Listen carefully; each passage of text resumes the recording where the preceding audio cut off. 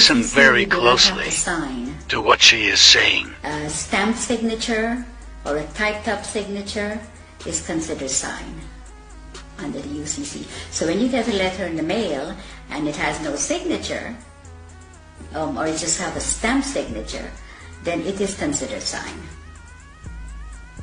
The UCC is very, very important for people to learn about what's going on with their lives, because we are on the contract law, no other law. There is no law at all. In America, the court system is operated under military.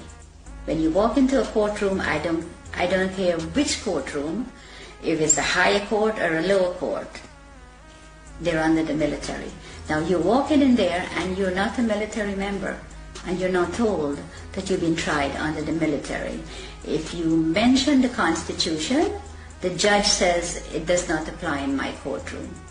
But you don't know what he's saying, because you don't know what they're doing to you when you're there. And all of that language is designed to confuse the hell out of you. Yes, it's designed under the UCC, and they know. They know what they're doing, and they know how to manipulate you. So you're saying all judges are very schooled and versed in UCC? Yes. They're taking special training schools in order to learn it? Yeah, the president appoints all the federal judges in America. And they go to Scottsdale, Arizona and Reno, Nevada to train how to apply this fraud contract in the courtroom. And in the United Kingdom? The United Kingdom, majority of the judges here in the United Kingdom are not judges. They're just doing business. They might be a retired lawyer. They're doing business as judge.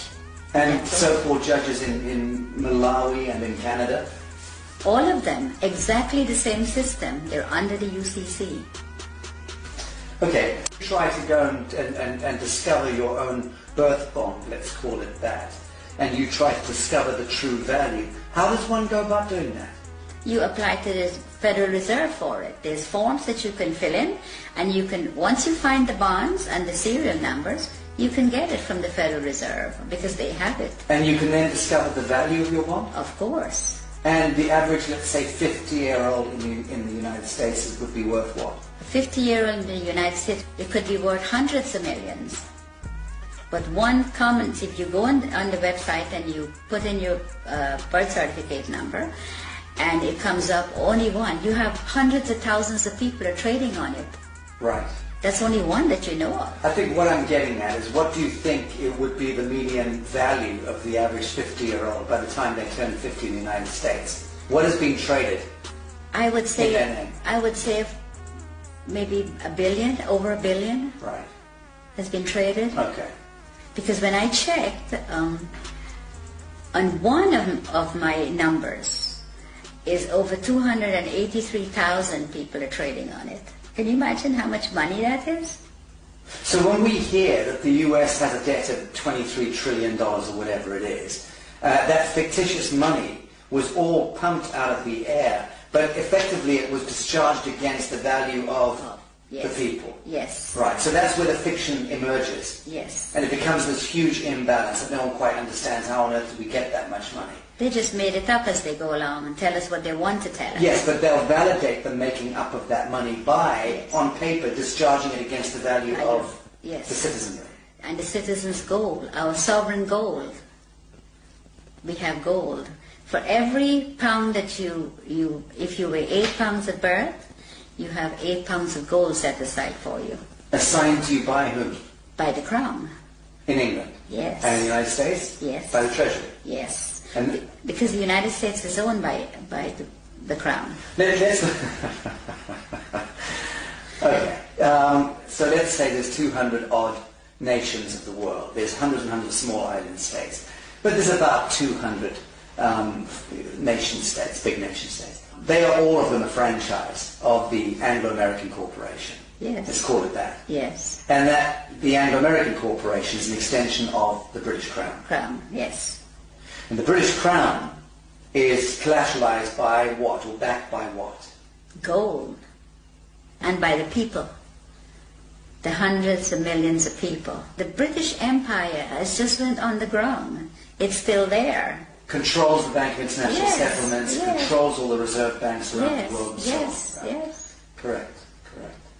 So at what point do you believe the world sees through this grotesque fiction and then addresses the source code and then writes it? I think if people get to know what the UCC and the contract law does, and your straw man is your main problem. Once you can control your straw man, and it is yours and not theirs anymore, then you're in the right path. This is beautiful what you just said. You're talking about reclaiming the fiction that was established, Yes. the false light. Yes. Reclaiming the false light that was established in your name, Yes. given your identity, so to speak, at birth, Yes. without your knowledge. Yes. You're talking about us needing to reclaim that false light and step into ourselves, our true selves, Yeah. as a people of the world, Yes. in order to reclaim reality from the fiction. Yes. That's powerful. Yes, it is. And that's what I think everyone needs to do. All the sovereign people that's in poverty and whatever they put us in, that's what we need to do. We need to reclaim that, what they are making money on. That is ours. Then you wouldn't have wars, you wouldn't have people fighting for money, you wouldn't have poor people. Everybody will be okay. Everybody. But they do not want you to. If you do that, that will break down their system, and they do not want that. So once you know, you need to get into it, and you need to start reclaiming your straw man. It is yours.